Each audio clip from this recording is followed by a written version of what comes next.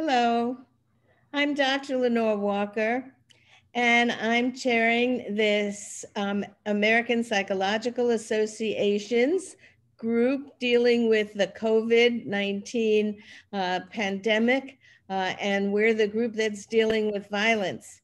And as such, I have to begin our Thursday roundtable by just saying a few words about how sad it's been to see what happened yesterday at the Capitol building, the United States Capitol building, and to see the violence that took place there.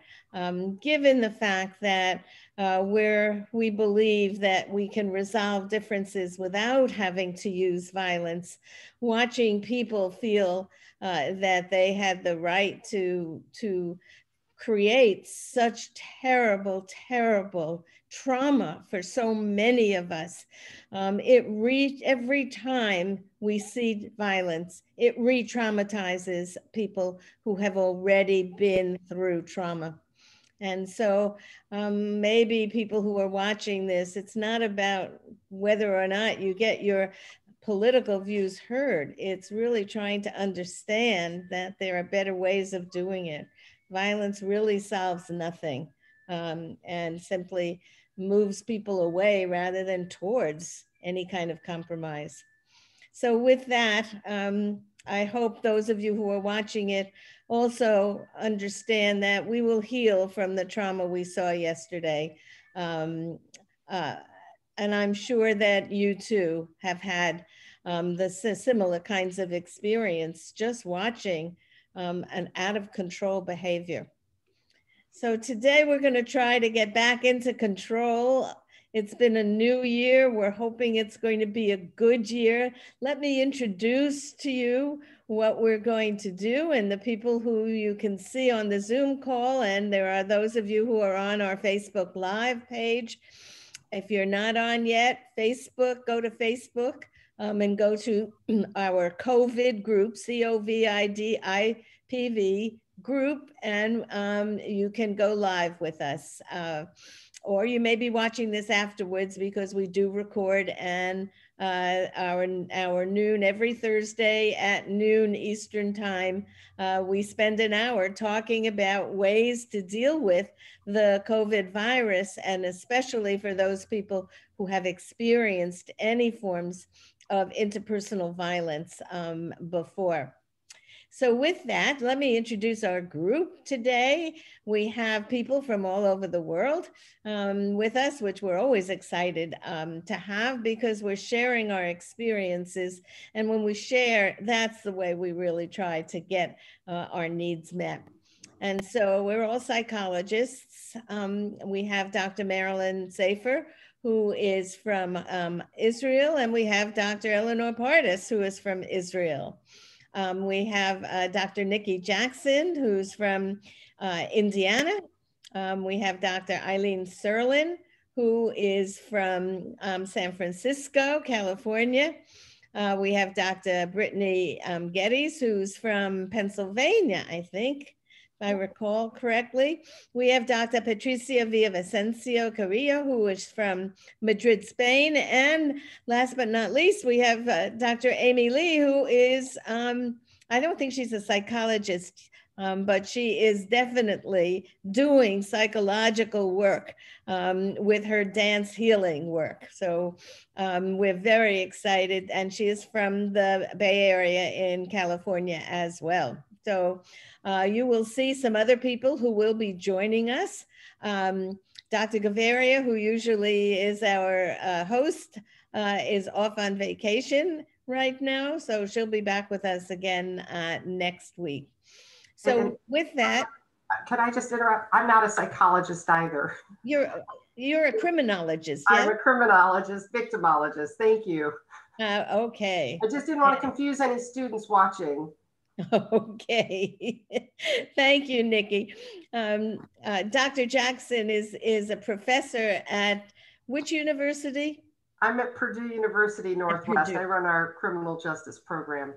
And she is one of the people who is responsible for working very, very diligently with trying to get people who have been wrongly convicted exonerated, and has had success. She and I have worked before. She has had some wonderful success stories, and maybe we can persuade her. Unfortunately, she has a class at this exact time, but we're going to try to persuade her to be one of our speakers and share with us some of the exciting work that she has been doing. She's also doing lots of programs for people who are incarcerated as well. And so we've got a lot she can share with us. So with that, I'm going to, thanks. I'll be happy to do that. So we'll just plan on a Thursday when I'm not teaching. Sounds perfect. Thank you. So with that, what we're going to do, now that I've introduced you with those who are on the call right now, is we're going to have two people lead us in talking about our New Year's resolutions and how we can keep them. Hopefully, we'll be able to. So I'm going to start with Brittni Gettys, who's going to do a little presentation, and then we're going to move to Amy Lee, who is going to also and get ready to move, because I know Amy's got all kinds of techniques to help us be able to learn how to make new habits as well. So we're ready to get going on that. And I'm going to mute myself, and I'm going to turn it over to Brittni. So take it away. Thank you, Dr. Walker. All right.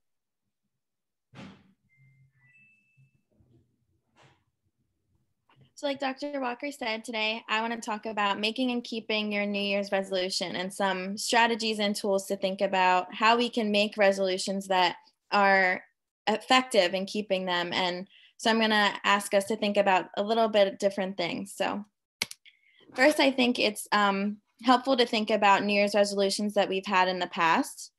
So I would like for all of us to write in the chat. If you're watching Facebook Live, go ahead and leave a comment. If you're watching this later, leave a comment. We would love to hear what you've tried in the past, what some of your New Year's resolutions were that you've done in previous years.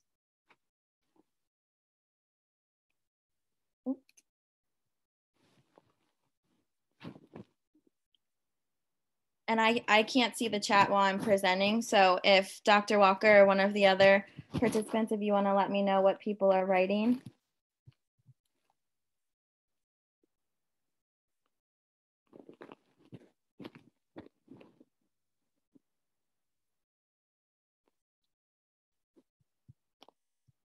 Oh, here we go. Some people said exercise more, balancing care for self and others, work and family life, sleeping more, organizing and cleaning out my files, being more organized. These are really great examples. I'm very curious, how did they go? What helped you reach those goals? And if you weren't able to keep that New Year's resolution, what got in your way? And I ask these questions because learning from our past can help us shape our future and be more effective moving forward. Being more patient, getting too busy with other things, that's a big one, why people a lot of times have difficulty with keeping their resolution. Don't know how to start, don't have an action or a plan. Yes, those are great examples. And we're going to talk today about how we can think about having an action and a plan that will help us keep our New Year's resolutions. Great. Yep, realistic goals, sharing with others, those are great ways to keep our New Year's resolution. Oh, training the new puppy. Yes, puppies are hard work. Animals are hard work to train. Too much effort. Yes, those are some great examples. So I want to start today with thinking about our values, thinking about what's really important to us. And the reason why I want to talk a little bit about that is because if we make New Year's resolutions that are based in values and things that are really important to us, we're more likely to be committed to seeing them through. Values are overarching directions that we move towards in our lives. I like to call them journeys, not destinations. There's something that we are always striving towards. So if I have the value of love, I don't just love somebody and then that's it. I don't have to put in any effort. I'm constantly working at giving love, receiving love, accepting love. So, and when we're going to take those values that are important to us and we're going to think of how can our New Year's resolutions be in alignment with our values. New Year's resolutions really come down to goals. They're essentially goals. And so we're going to talk about, after we talk a little bit about what is important to us and what values are important to us, then we're going to talk a little bit about how can we take these goals that are New Year's resolutions and make these resolutions that are in alignment with our values.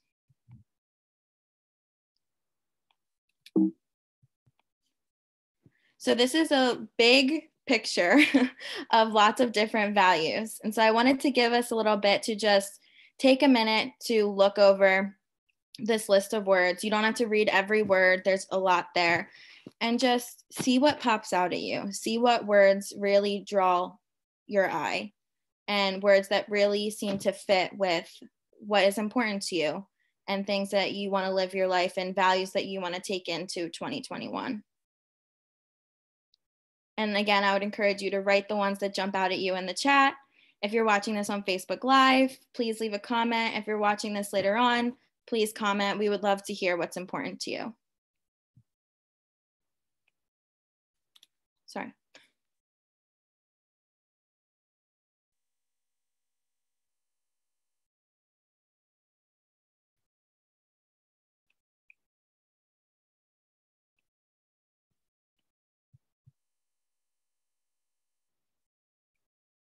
And if there's values that are important to you that aren't on this list, please feel free to share that with us as well. We have adventurous, accomplishment, making a difference in the world, dependable, enthusiasm, excellence, helping. You're all very fast typers.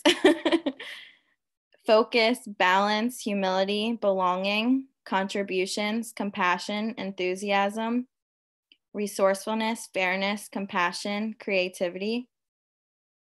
Yes, these are all great values. Cheerfulness, curiosity, stability. I think stability with the pandemic is a big one that a lot of us are really looking for. Friendship is also super important during the pandemic. Organization. Generosity, clear-mindedness, fairness, fitness, vision, compassion. And so you can kind of see as I name some of these words, how these are some of the reasons why we make resolutions. And these are some of the reasons that run in the background that we might not necessarily think about as why we're doing it, but definitely contributes to what our New Year's resolutions are. Respect, positivity, grace, time management. Yes, these are all really great. So then the next question is, how do we take these values and turn them into goals? Outgoingness, someone also said. How can we take these values, these things that we constantly are working towards that never really have a destination, never really have an endpoint? How do we live these things or these constructs if they're not tangible? And how we do that is by creating goals that are tangible, that are in alignment with what's important to us. Feeling valued, adding values, justice, community, balance. Yes, I love all of these. All right.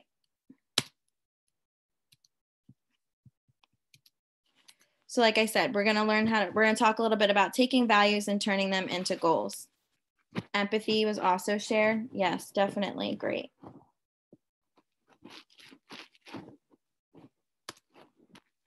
So when we're thinking about New Year's resolutions, I really would like to challenge, authenticity. I love that. I think that's so important. When we're thinking about developing New Year's resolutions or keeping our New Year's resolution, you might be in a place where you have an idea of what your New Year's resolution is. And I'm going to challenge you to think about, do we need to get more smart? with our New Year's resolution. Maybe you're at a place where you have an idea of what you would like to do, but it's still kind of vague. And we're going to help you today be a little bit more specific about what it is that you want to accomplish in 2021, because the more specific and the more planned out and the more of an action that you have, the more likely you are to succeed in keeping your New Year's resolution. So SMART goals is a little acronym that I use all the time when working with people and when we're thinking about problem solving and creating change in their life. And the S stands for specific. So you want your New Year's resolution to be something that's not vague.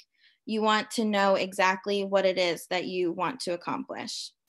The M is measurable. So you want to be able to identify whether or not you've accomplished that goal.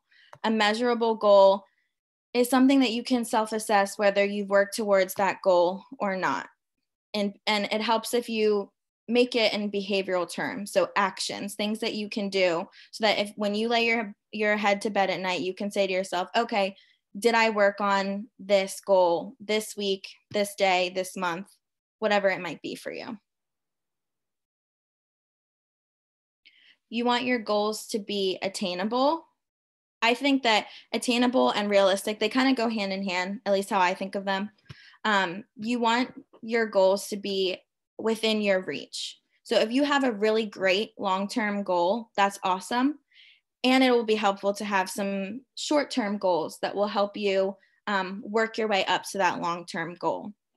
You want these SMART goals, at least initially, to be things that are attainable, things that are doable in your daily life, in your schedule.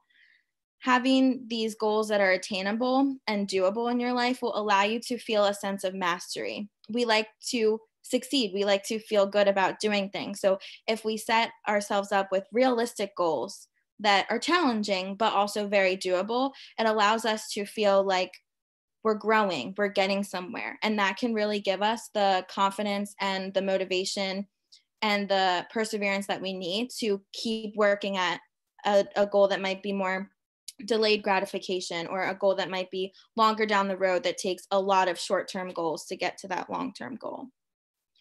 And then the T is timely. So it's really important that we have that we set up time frames for our goals. And what I mean by time frames is that to set a goal that I'm going to meditate, and that's my New Year's resolution.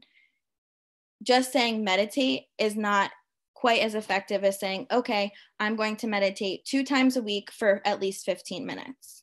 So now I have set with myself, I know when I'm going to do it, and I know for how long, and I know how often during the week I want to do it. And I can make that SMART goal even stronger by saying, okay, I'm going to meditate for 15 minutes on Tuesdays and Thursdays in the morning before I start my day. And that doesn't mean that if I have a busy Thursday, I can't make it on a Wednesday or a Saturday, but at least I have in my mind that I have 2 days a week where I'm going to sit down for 15 minutes, and that time is going to be solely devoted to me working on my goal of meditating. Other examples would be, like I know someone mentioned, organizing. So I'm going to set aside 30 minutes once a week on a Sunday afternoon. And all I'm going to do for that 30 minutes is organize my desk or organize the storage in the attic. So really setting aside time to work on your goals is really important.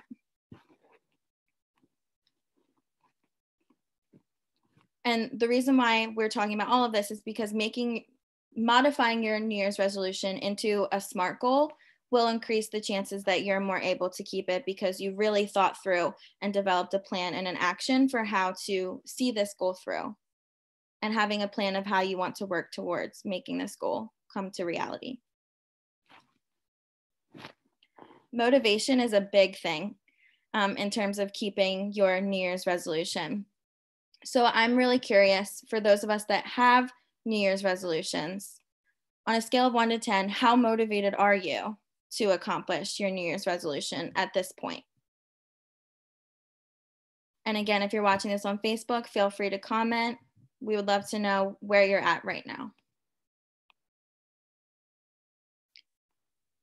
An 8 out of 10. Great. I'm also curious, what makes it that number? So if it's an 8, what makes it an 8?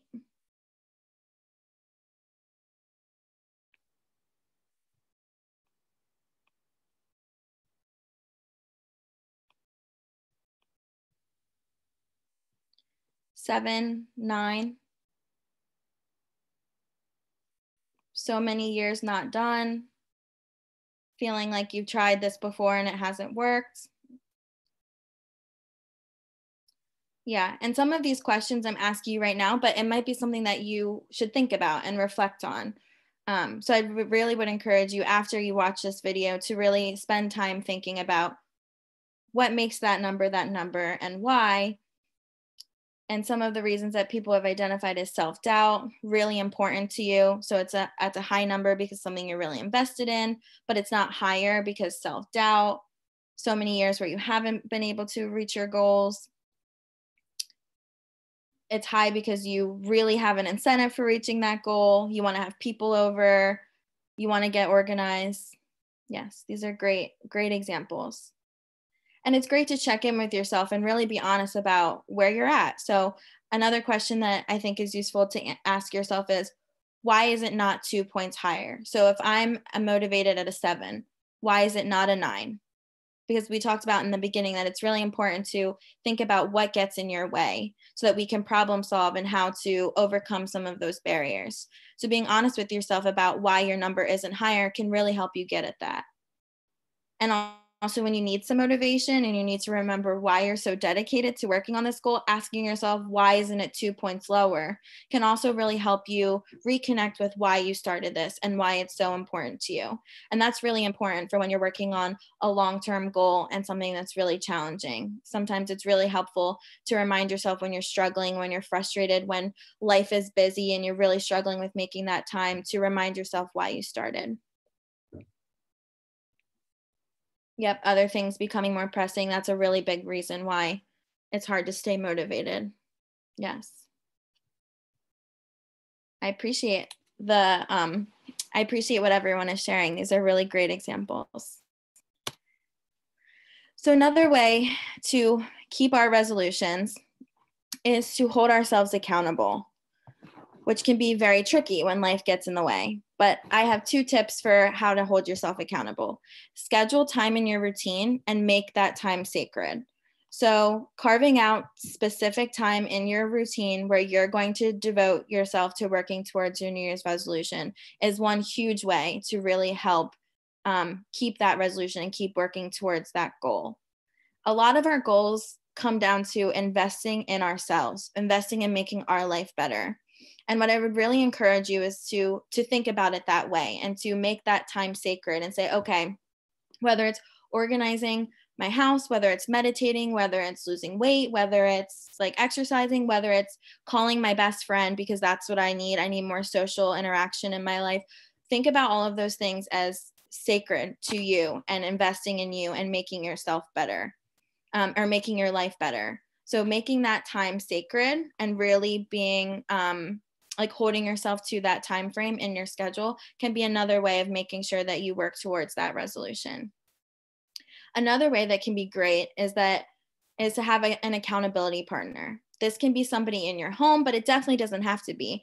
It can be a friend, a coworker, really anybody that you can share your New Year's resolution with and let them know this is something that's really important to me. And it would really be helpful if I had someone that keeps me accountable and keeps asking me how I am doing with this. A lot of people, if they have accountability with themselves or within someone else, and they know that someone's going to be asking them and checking in with them with how they're doing, it can serve as another way to motivate them to keep going when it's challenging or it's a struggle to keep working towards that New Year's resolution or that goal. And as I was preparing for this presentation, one of the things that I was really thinking about was how different New Year's resolutions might be this year than they were last year when we didn't know what the year had in store for us. And I think it's really easy to have this new year and to be super excited and be filled with hope, and those things are all great. And at the same time, we are still in a pandemic and we don't know when things are going to be different. And we're all under so much different stressors than we were last year when we were making these resolutions. So I also wanted to talk about some tips for us to keep in mind as we're developing and trying to keep these New Year's resolutions while we're still in the pandemic.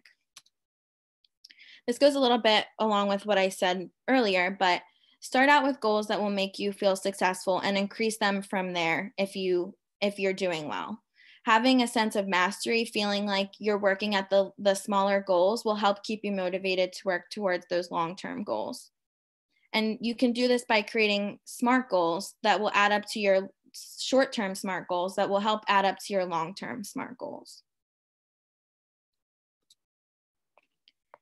Life happens and definitely happens during the pandemic. So if you need to adjust your New Year's resolution as you go, that's okay. A lot of people end up just stop working on their New Year's resolution because they're not going as fast as they feel like they should, or they've had a couple weeks where they really fell off the wagon and weren't able to commit to what they wanted to accomplish. And it's really important to not give up.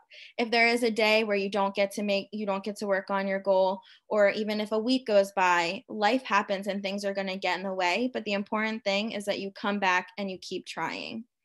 And I really liked this quote on the right. She stood in the storm, and when the wind did not blow her way, she adjusted her sails. Because as we're working on these New Year's resolutions, life is going to happen. We're going to get busy. Things are going to come up. And especially within the context of the pandemic, it's really important to go with the flow and adjust as we need to, while still staying focused on what's important. I also think that having a growth mindset is crucial to keeping your New Year's resolution. Because like I said, there might be weeks where things aren't happening the way that you intended, or it's not the goal that you're reaching towards isn't happening as fast as you wanted it to. But I'd really encourage you to think about any step in the direction of your goal is progress. And it's really important if you want to keep your New Year's resolution, and if this is something that you want to work towards throughout 2021, to celebrate the small successes. Because again, celebrating each little victory will help you keep in the running to get to your goal. And again, this is one of the reasons why people tend to stop working towards their resolution. They don't feel like it's happening fast enough and they just quit. So it's really important to constantly think about, okay, even if this is so one of the things that I'm doing this year is I'm trying to live a more balanced life, and I'm trying to take care of myself in multiple different ways. So one of the things I suggested earlier was that I'm going to try and meditate. Ideally, I would like to meditate every day, but I'm going to start out with committing to meditating 2 days a week for 15 minutes. And if there's a week where I only get to meditate one day that week, I'm still meditating more than I was the week before, or before I started this goal. And that's helping me get one step closer to living a more balanced life and connecting with myself and my body. So those are examples of how you can continue to have a growth mindset and adjust cognitively and practically when you need to, so that you stay motivated. The last thing that I want to leave you with is visualizing and manifesting your New Year's resolution. Visualize, you can do this meditating, or you can simply just sit and reflect. But imagine yourself accomplishing your New Year's resolution. Imagine the thoughts and the feelings that come along with really reaching that goal that you've worked so hard for. And this will really help you to remind yourself of why you started and why you're doing this, this New Year's resolution. Our brains are extremely, extremely powerful. And we talk a lot about how negative thoughts can really bring us down. But what if we use the power of our thoughts to help motivate us and help push us forward to something positive? If we harness the power of our thoughts and put it into something positive and putting it into thinking about our goals, we really do have the power to think things into existence. So imagining yourself already accomplishing your goals can really help you visualize and manifest those goals, and can help you get through the challenge and the work needed to get to that point. Another thing that I suggest to people is also putting sticky notes or setting reminders in your phone of why you're doing this and what your goal is. We take in so much information in a day-to-day basis, and we don't even realize those messages are getting into our brain. And so if we leave us constant positive messages of encouragement, all of those things will get to our brain and will motivate us more than we realize. And so those are other ways that you can really manifest your goal. and really help yourself in terms of reminding yourself of why you're working towards this, and really motivating yourself when things get challenging as you're working throughout the year to your goal. And the last thing I want to say is, I mentioned this kind of earlier, but your New Year's resolution is really an investment in you. It's something that's really important to you. It's something that matters to you. And it's something that you are really committed to doing to making your life better. And so when it gets hard and you're really struggling, remind yourself that you're worth it, and you're worth doing the work that it takes to reach this goal, and that you are wildly capable of doing that.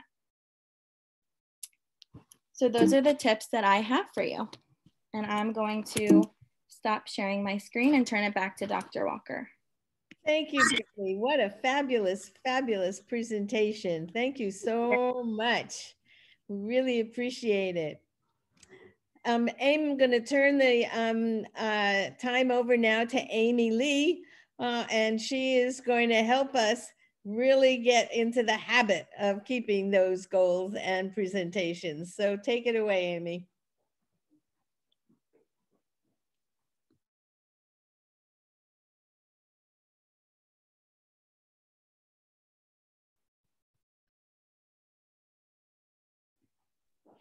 Amy, I need to unmute you. You're muted.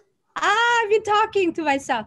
Okay, I was saying that this is just such a perfect sequence that where Brittni gets started, and then I kind of like be the second sort of follow up. So there will be things that, you know, Brittni already talked about that I'm emphasizing in mine. And then we're using dance for healing and how we implementing these design principle behavior change into our platform, so that you could also consider how do you implement this into your practice. And for those individuals who are building your habits, how to take it, you know, like from now and plan ahead. Okay, so I'm gonna start share screen. Okay. I'm gonna open this first. Okay, hold on. Give me a sec.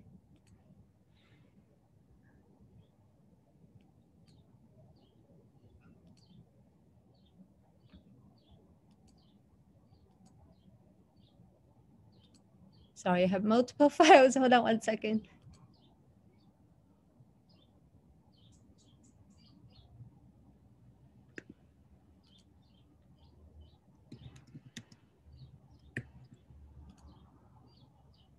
There you go. I think I got it right one. Technology. Okay. Yep, I got it right one. Okay, let me share my screen.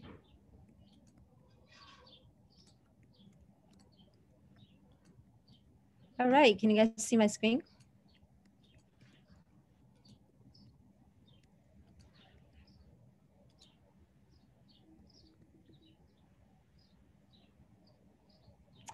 So for those of you who have heard my speaking last time, I'm a little unique. I'm a technologist and a patient advocate, and you will learn from this story. So this is the company I started after my own stage 4 cancer. And our mission is really making healthy habit building fun and supportive.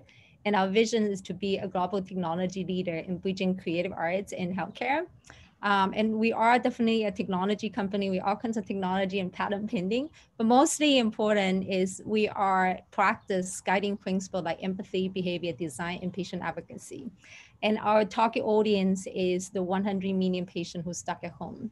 And we want to make it healthy habit building fun and supportive for them. So that's myself, you know, when I was sick, you know, I have to say creative art therapy really saved my life. Without realizing at the time, but looking back, really see, you know, like it gives me so much relief and strength that I didn't even realize that at one point my doctor was telling, you know, one of my friends who visit me that they don't know if I can make it through the end of the year.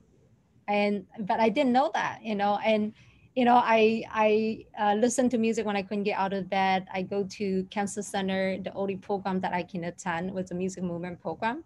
And then, you know, that was just my mindset. I was prepared to live, not dying.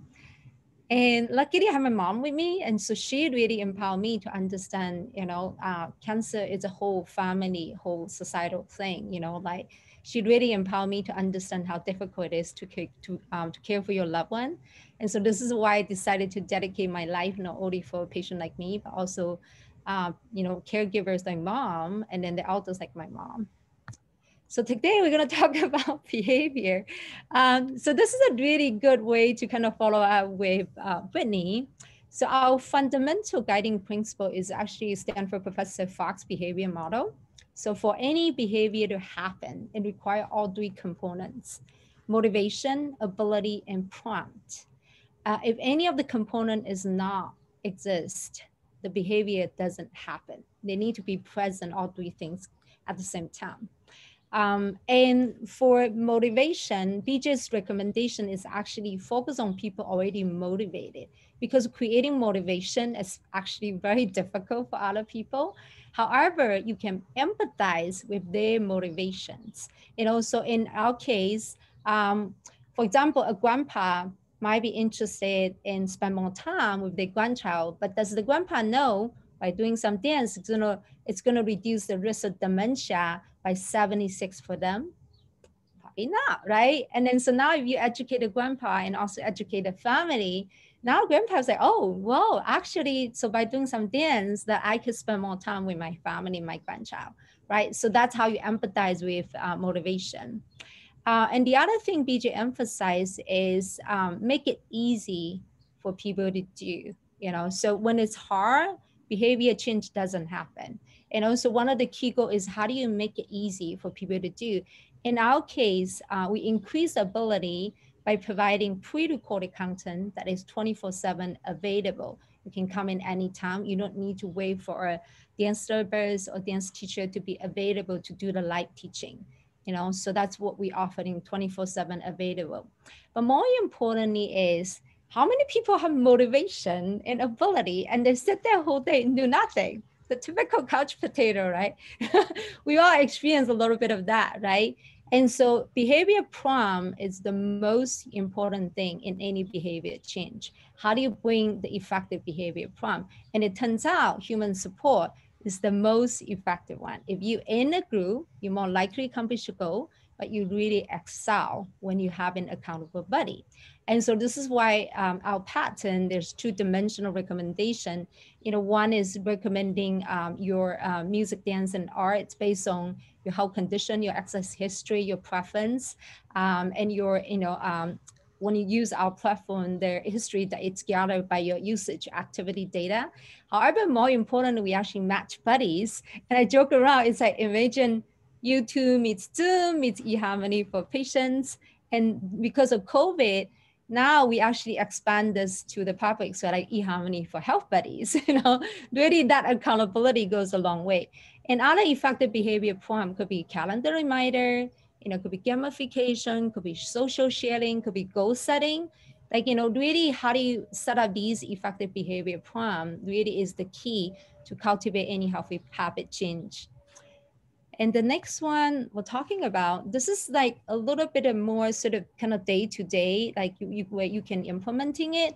It's really important to start early in the morning, because that mindset goes a long way. You could like wake up and spend 2 hours on the bed and dragging your feet and want to get out of the bed, or you can just jump out of your bed, open your window, let the sunlight comes in, run to the backyard, like even just like start playing music. Like, I don't know, you guys see like some of the movie, like they'll have this funny scene of like, they wake up with an alarm clock with some kind of dance, right? That's kind of what wake them up, like start early first thing in the morning. And then I already mentioned kind of make it easy to do. And this could be very personal, like both for you and your clients, your patients, like think about how do you make it easy for you to do, right? Like, for yourself, like what are the things like, can you break it down? Like BJ just published this book called Tiny Habits. And it really is like thinking about how do you break it down, a large goal into small accomplished goals. Frequency is the most important thing.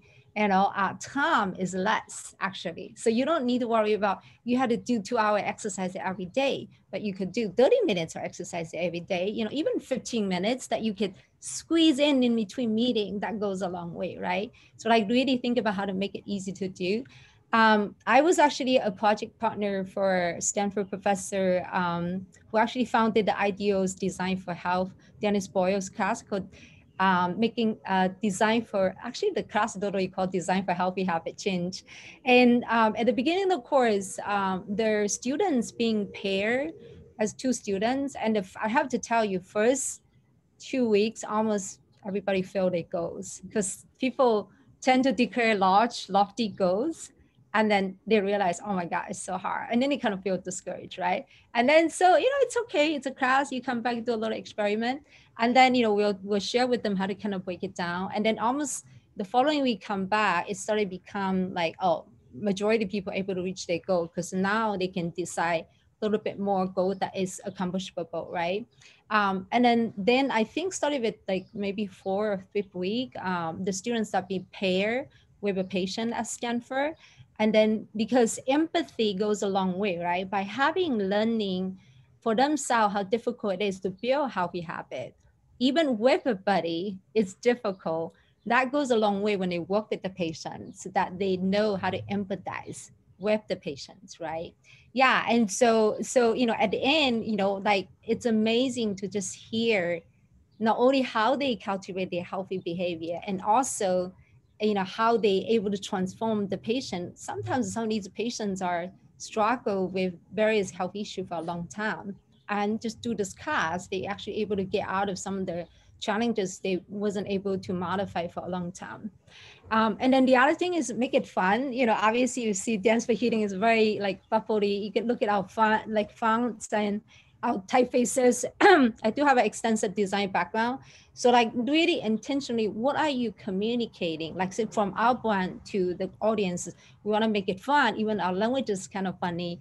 Friendly, use round faces, a face, really make it like engaging for them.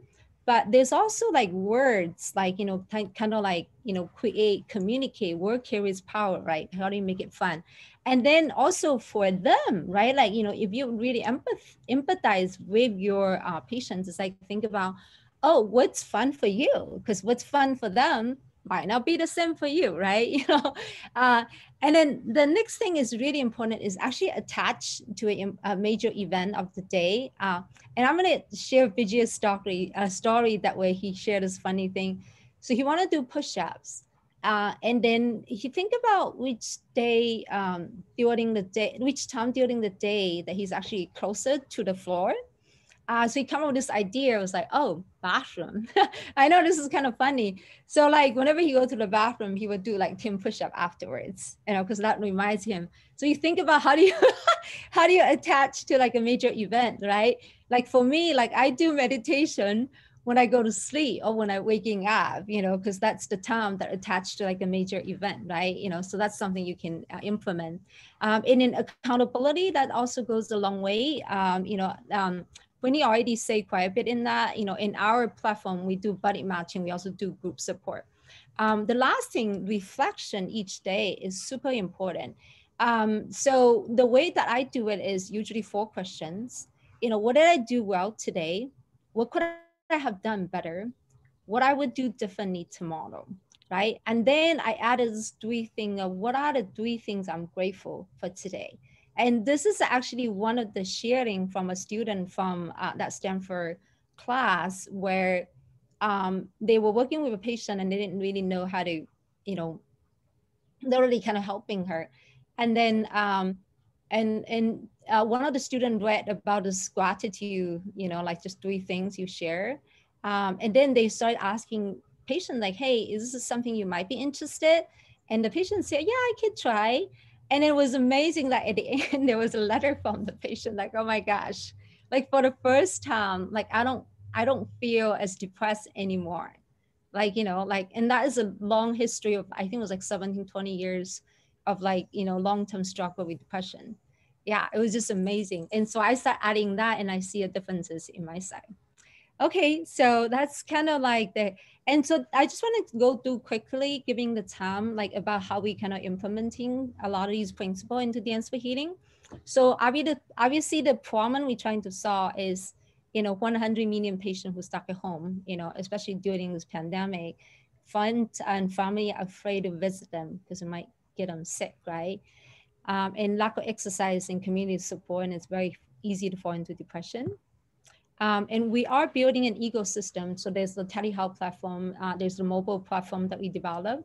But more importantly is how do you connect the community and match buddies to cultivate this healthy habit change? Well, we are part of the APA COVID-19 task force. So according to APA, the preference of managing stress, 47 prefer listen to music, 46% prefer exercise or walking, you know, and I know that there's a lot of benefit in meditation when yoga, but look at the data is only 12%. So like think about for yourself and for your patient, like how do we implement more about combination of music, dance, exercise, into their practice as well. And so this is the platform. I don't know, today we have time, but you can see there's a tailor to your needs, like different energy level, there's different time frames. And we even build motion tracking for the facials. This is a prototype that we built because the backend is very expensive because the processing of computer vision data, but we're able to detect emotions when they log in both by self-report data with an emoji, as well as these kind of technology. This one is important. I do want to spend a little bit of time. We're just about running out of time. So if we want to give some time for a little discussion. So can we invite you back to really give us a full description about the program? It looks fascinating and I'm really want to hear more about it. Yeah, absolutely. Yeah. Okay, sounds good. Yeah. Okay. All right, I'm gonna share. Both of our presenters are fascinating. How well you coordinated with each other from one to another. We never know. You can all unmute yourselves, those of you who are on Zoom now, because we never really know how it's all going to work out. And I think that's what some of the fun for me of the roundtables are, because we like to give some time to talk about how it affects you when we hear some of these excellent presentations, because I think some of the people who are going to be listening to us, the whole goal of this is to give tips to other people, both other professional workers and those of you who are just watching and listening in dealing with some of the stressors that we have. So let me open it up for some discussion and just jump in, or I'll moderate as I can. So I don't see anybody who's interested. Let me also say I see Dr. Judy Albert has joined us as well, which is great. Thank you. Sorry, I was saying I was having trouble finding the Zoom. Thank you, Eileen. Great. I know some other people did as well. Harriet Adang, we were hoping was going to be able to join us, but wasn't able to get on the Zoom. But she comes from Uganda, and sometimes the technology is unstable there. Laura, I just said she couldn't get on. Eileen, did you want to talk? Well, I just said I sent Harriet the link twice. Yeah, it may be their internet is unstable sometimes. So yes, I got from both talks the importance of not just setting up goals, but actually attempting to analyze the goal and to break it down into steps. I think that is really significant, because people say, I want to lose weight or I want to be more productive. Well, what does that mean? Exactly. You start thinking about it, breaking it down into goals, it's much easier to get to where you want than when you have this global goal that's not well defined. It's just impossible to move forward. Go ahead, Judy. I'm sorry, I missed the beginning, but I will say what was so inspirational for me was seeing you in the hospital and then seeing how alive and energetic you are. I mean, that was very exciting. And that's something that, I think must be very helpful to a lot of people. Eleanor? I think you need to, yeah. I really resonated with the two presentations. Can you hear me? Yes. Yes, and I would like to add that really instead of focusing on the setting of the goals, the fog model that you talked about was focusing on making these steps, this behavior easier to do. Yeah. Okay, that's a very important shift of perspective. And I really am very grateful for these two presentations, which made that very, very clear, making the steps easier to do. Yeah. Absolutely. I love scheduling. Both of you talked about scheduling in prompts in a little bit different ways, but just don't make the goal and even just schedule, but reminders. I had to laugh with hooking it onto a major event. I had no idea that going to the bathroom was going to be a major event. Yeah, I mean, I know that's a funny one. Yeah. Being a puppy, I've learned about that. Yeah.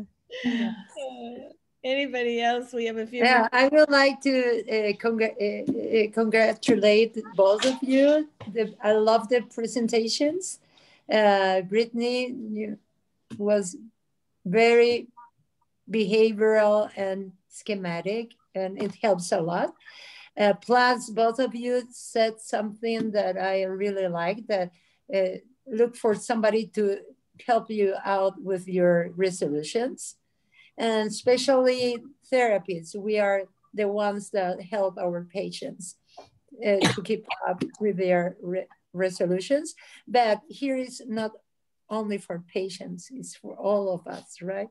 And plus, now COVID times has introduced us in online, I will say, roundtables, psychotherapy in a way, which is very hard. And especially reminding me being a cancer survivor, Amy, and your app will help lots of patients that can not go to a therapist office or even getting into Zoom, because the treatments affect them so deeply and physically and somatically. And moving, even, dancing makes you change your mood a lot, but you have to know how to choose your music. Because when you're down, especially humans, what we do is choose blue, something that makes you blue. And so we have to change the dial and choose for music that makes you dance and shake off your blue mood, right? Depressed mood. I want to give a plug for our last week's roundtable. Yes. We did a dance party. It's still up on Facebook. I've been watching it, and Eileen picked out some fabulous music. I don't know. I love that. I dance like crazy. Yeah, I was gonna say, like, you're such an awesome dancer. yeah, I was really enjoying it. Yeah, so one thing that what you guys were talking about, it just reminded me to share the link for our Eventbrite. So today at 3 to 5 p.m., we're actually hosting a workshop called Master Online Teaching, Go Live Like a Boss. So that's Eastern time? That's PST time. Pacific time. Pacific time. Yeah, so I just put the link in the chat. Yeah. It would be 6 Okay. to 8 Eastern time for those of you who are using Eastern time as your guide. Yeah, so it will be talking about, like, what you say, like, for therapists, like now you're turning everything online. And so there are 4 components we're covering in this talk. One is Master Online Teaching, from both engagement, sort of even different cues, like with, like the persons, like how do you sort of remote communicate with them, and then they'll go down to the technology, like even to like sharing music, sound, and then we'll audience interaction. Like I'm actually going to talk about like fun sort of like, you know, a bonding exercise that using a lot of improv that, you know, and then how to use the screen of the gallery view that creating improv, like throw a snowball to the next person, you know, sort of kind of create engagement. And it goes a long way for therapists too, right? Because like in Eileen's group, we talk a lot about like Zoom fatigue, right? Like people are sitting whole day like staring on your screen. That's not very helpful, right? Yeah. So like, you know, like love for you guys to come. And we also have a videographer talk about how do you capture your content. Because another way for you guys to think about is like, okay, so now you're doing everything and sometimes you're actually repeating a lot of things, right? And you're doing from home anyway. Is it a way for you to capture those content so that you can provide, you know, to your patients that they have a consistent way to access those content in a way that doesn't require your energy to be there, and that will free you to serve more people, right? Yeah. Excellent. Thank you. Well, we're coming to the end of the time. I'm so glad you mentioned Zoom fatigue, because next week's roundtable, we are going to have a discussion about Zoom fatigue and how to overcome it.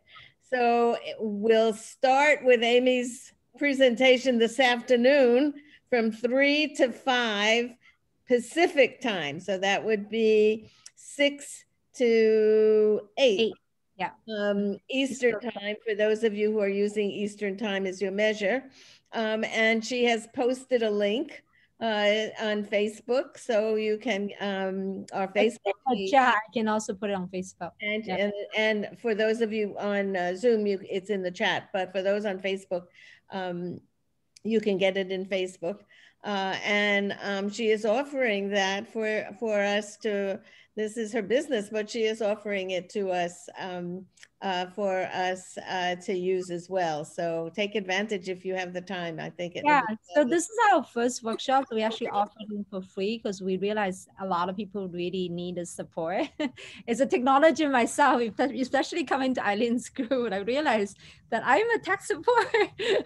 Yeah, so yeah, so definitely this will be free with donations. You know, buy us a drink if you want. If not, it's free. Yeah. Okay, so we have to leave now. People have to go back to doing our work. But this has been a wonderful, wonderful session. And I hope to see you all. Happy New Year to everybody as well. And I will see you all next week. Bye for now. Trump fatigue. Bye. Trump fatigue. Oh, no. Stay